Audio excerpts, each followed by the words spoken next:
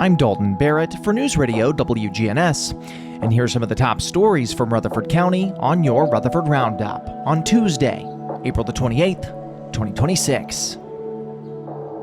Rutherford County Schools may soon see the return of a historically significant document in classrooms, following swift action by the local Board of Education.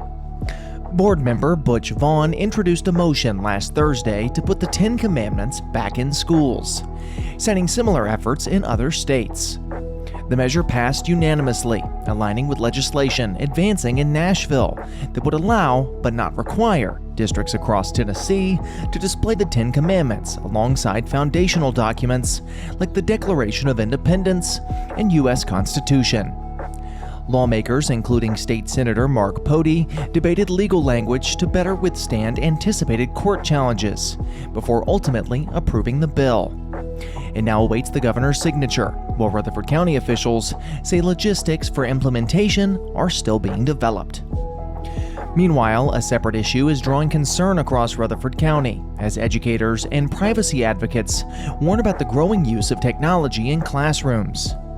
J.C. Bowman with Professional Educators of Tennessee say children as young as 5 are being assigned email accounts to access digital learning platforms, raising questions about long-term data collection and student profiling. In response, lawmakers have passed House Bill 2393, sponsored by Representative Michelle Renau, which limits screen time in early grades and emphasizes teacher-led instruction. As schools balance tradition and technology, districts like those in Rutherford County are navigating how best to serve students while addressing both legal and privacy concerns. Authorities in Middle Tennessee are investigating a costly and unusual string of vandalism incidents, while a major leadership transition is unfolding in Rutherford County law enforcement. In Warren County, the Sheriff's Office, alongside the Tennessee Office of Homeland Security, is probing more than $100,000 in damages tied to targeted attacks on infrastructure. Since early March, areas including Centertown and Jacksboro have seen road signs and fiber optic equipment, primarily owned by Ben Lomond Connect, shot and disabled, leading to widespread internet outages. Investigators say suspects may be using dark-colored vehicles, possibly a Nissan or BMW, and are urging residents near Smoot Road and Caney Branch Road to review surveillance footage from the evening of April 18th. Authorities are also asking anyone who was near Morrison Speedway that night to come forward as the investigation continues. Meanwhile, in Rutherford County, Chief Deputy Keith Lowry is stepping into a new role as full-time executive director of the Tennessee Sheriff's Association. After nearly 4 decades in public safety, including leadership positions in Smyrna and Laverne, Lowry leaves behind a significant legacy at the Rutherford County Sheriff's Office. Sheriff Mike Fitzhugh praised Lowry's leadership and lasting impact, noting his role in strengthening professionalism and culture within the department. As Lowry transitions into this statewide position, his influence will now extend beyond Murfreesboro and Smyrna, supporting law enforcement efforts across Tennessee.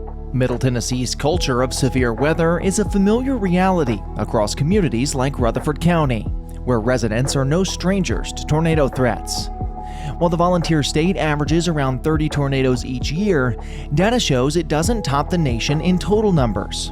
That distinction belongs to Texas, which sees more than 100 tornadoes annually. However, when adjusting for land size, Tennessee's tornado frequency becomes more significant, with about 7 tornadoes per 10,000 square miles every year. As always, staying prepared is critical, and residents are encouraged to stay weather aware through local resources like RutherfordWX.com or WGNSradio.com/weather. Meanwhile, in Murfreesboro, community members gathered to honor those making a lasting impact on children's lives across Rutherford County. During the annual Hometown Heroes Walk for Children, Child Advocacy Center Director Sharon DeBoer recognized 5 individuals for their dedication to protecting and supporting vulnerable youth. Among them, Crystal Wilson, a Department of Children's Services team leader and an MTSU adjunct professor, was praised for her leadership and commitment to child safety. Catherine Post, an attorney and former board president, was honored for her advocacy and strategic leadership. Detective Sergeant D.J. Jackson of the Rutherford County Sheriff's Office was recognized for his compassionate investigative work, while Sue Fort White was celebrated for decades of service to child abuse victims. Grant writer Aaron McMurdy was also highlighted for securing critical funding that expands service for both children and families.